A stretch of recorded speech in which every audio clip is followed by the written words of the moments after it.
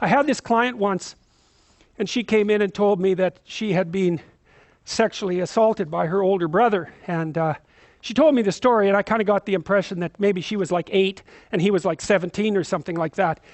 And she was about 27 when she came and talked to me. And then I found out by further questioning that she was 4 and he was 6.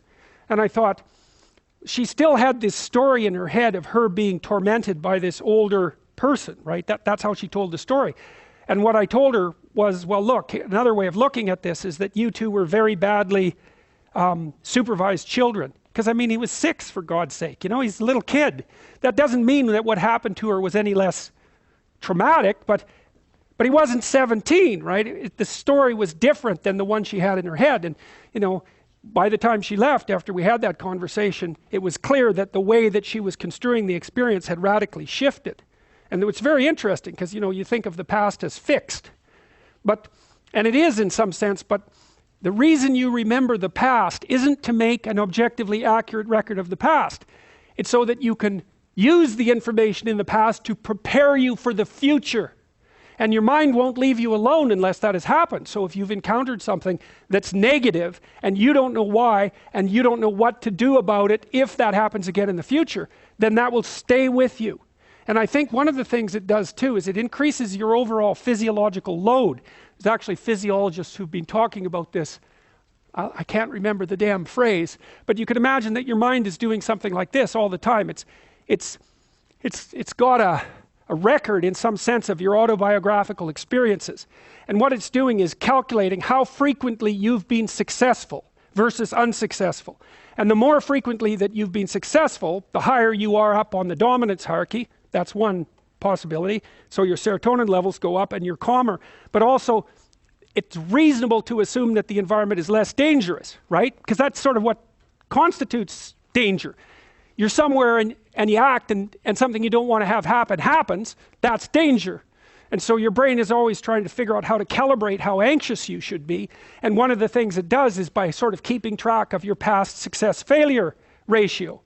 And so to the degree that your past has been characterized by, we'll call them failures, those are situations where you do not get what you want, then your brain puts your body on constant alert. Because if everything that you've done has resulted in catastrophe, then you're somewhere insanely dangerous, and you should be like a prey animal that's ready to dart in any direction.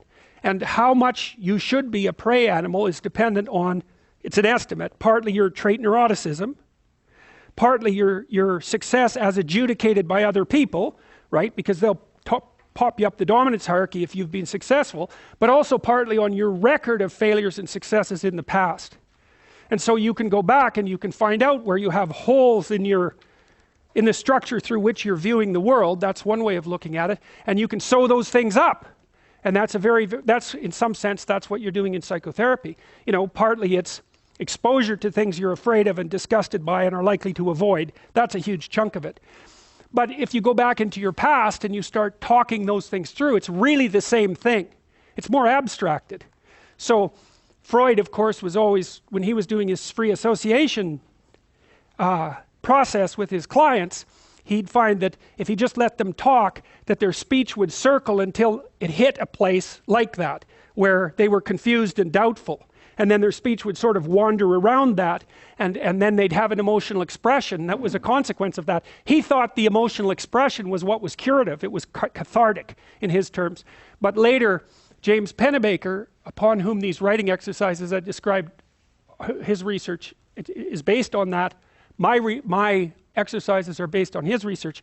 He found that if you brought college students into the lab and you had them write for 15 minutes 3 times over 3 days, about the worst thing that had ever happened to them, or the worst thing they ever did, if I remember correctly, they got worse in the short term, but better in the long run. For example, they went and visited the doctor less, and markers of their physical health improved.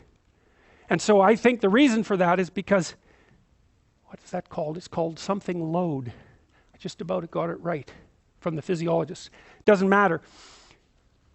They got healthier, as far as I can tell, because they basically calmed down.